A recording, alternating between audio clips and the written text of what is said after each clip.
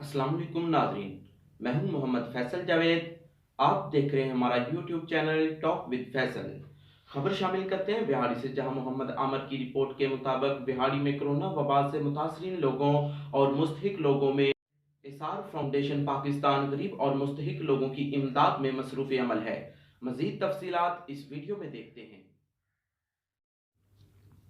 जी, विहाड़ी में corona virus की वजह से कारोबारी सरगर्मियां मुअत्तल होने की वजह से गरीब आवाम में खुराक की किल्लत हो गई है।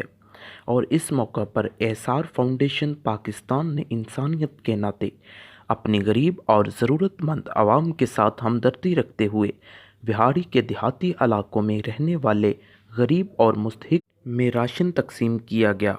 और एसार फाउंडेशन पाकिस्तान की सारी टीम का मज़ीद कहना था कि हम इस मुश्किल की घड़ी में आवाम के साथ शाना बशाना खड़े हैं और ज़रूरतमंदों का हर हाल में ख्याल रखते हुए अपनी इस्तात के मुताबिक इनकी तमाम तर ज़रूरियात को पूरा करेंगे।